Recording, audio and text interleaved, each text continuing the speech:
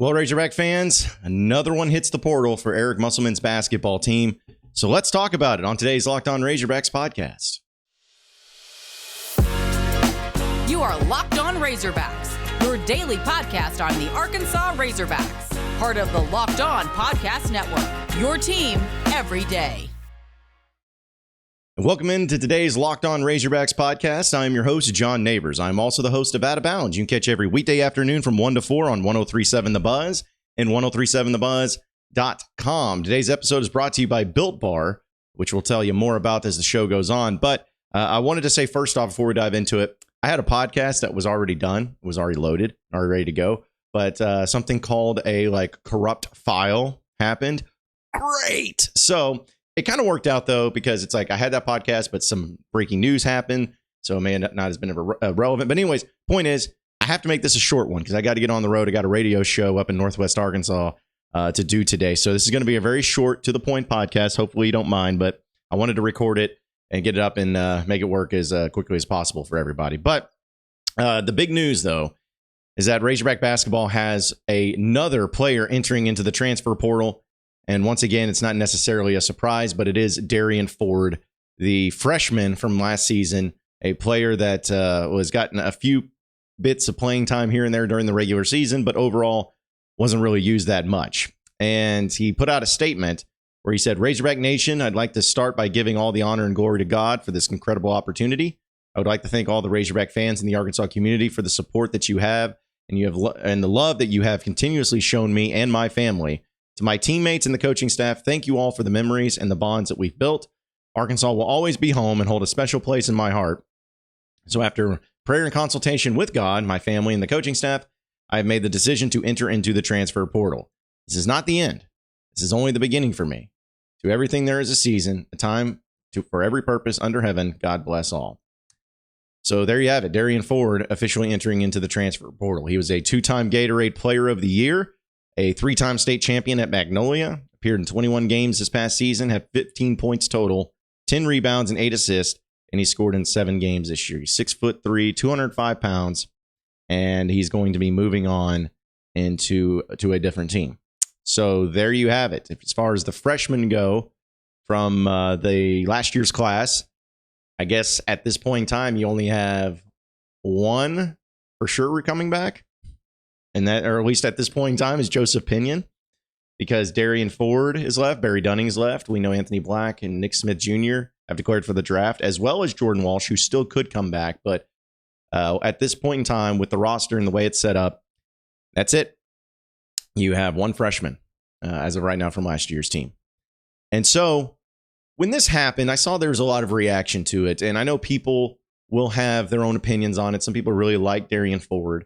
And I really like Derrian Ford. Every time I talked to him, every time that he came into contact with him, he was a guy that always had a very encouraging vibe to him, a very optimistic vibe. Put in a lot of work. Had all the makings for just being the type of college athlete, especially as a freshman and as a teammate, that you would like to see. But unfortunately, the way that it is now in college basketball, as we all know, it's either it's kind of like, what are you doing for us? What are you doing for us? And what are you going to be able to add to the mix? And a lot of times, too, it can be, as we've talked about many times, mutually beneficial to both player and the coach and team, everybody. It can be beneficial to everybody. So when I first heard the news about Derrian Ford, I was bummed because, again, I think he was a really good kid. I think he was a player that had, maybe some potential there, but I also knew in the back of my mind, I'm like, this, I just don't think this is going to work. He put out that he was, this is home to me. He put out on Twitter, home, I'm staying, I'm not going anywhere, I'm not entering the portal. And it's like, yeah, but the U of A didn't really put out any official statement or any official graphic for you on Instagram or anything like that, like they did for Trevin Brazil and like they did for Jalen Graham. So it was like, okay, so is there something there? Does that mean maybe your spot isn't for certain here on the team? And lo and behold, there you have it. Arkansas ended up moving on from Derrian Ford, and Derrian Ford ended up moving on from Arkansas. Now, this is also going to be interesting because I did the podcast yesterday talking about the the possibility of adding new transfers. And some of you are saying, you don't know anything. Nothing you've ever said has come to fruition, which I just laugh about when people say that. I was like, well, I was one of the people that told you about Brazil and told you about Nick Smith, playing again and like all of that. But it's okay. Say whatever you want. I'm going to say what I believe. I'm not going to change it. But the thing is that when moves like this happen, there's obviously more on the horizon. They're more trying to figure out, okay, what pieces can we get back? What pieces can we move with? And what pieces can we add when it comes to the portal? Now, we still got to wait on Devo Davis. Still got to wait on Jordan Walsh because they got to have a final decision. I think their decision is going to come quicker than the NBA Combine. Like they're not going to go to that and then say, okay, well, after that, that's when I'm going to decide. I think it's going to be a decision that's made here fairly quickly, here in the next few weeks. But I do believe, though, that when you see a situation like Derrian Ford moving on, it opens up room for other guys to come in out of the portal, but it also is able to put you in a position to where if Devo Davis decides to come back and Jordan Walsh decide to come back, you still have the open scholarship availability for all those players too. So this could mean a lot of things. But again, it's just the nature of college basketball and the nature that Eric Musselman runs his program. Because if you think about it, all three of those freshmen that didn't play this past year, Barry Dunning, Derrian Ford, and Joseph Pinion, two of them have transferred when they came out and all three of them said, no, they're not going anywhere. This is where they want to be. Like every player who has transferred out of Arkansas this year made it pretty clear that they wanted to stay at Arkansas. They didn't want to move on. They wanted to stay here. And when the decision's made as far as what's best and what's the most mutual beneficial thing for not only the player, but also for the team, you see those moves being made. I think without a doubt that Derrian Ford was encouraged to say, you know what? It's probably in your best interest to move on. It's in your best interest to go find a place where you can play because next year you're not going to have any sort of role on this team next year, or at least not a role to where it would be great for you and your development. Because who wants to ride the bench? Who wants to just sit there and not play? So this is the name of the game. This is the way it's going to be. And I'm okay with it. I know that we talked yesterday a little bit about football and about like Deion Sanders and how he handles. I think it's just as long as you're handling it in the right way. As long as you're not just doing this blanket statement of everybody on this team sucks and I'm getting better players in here.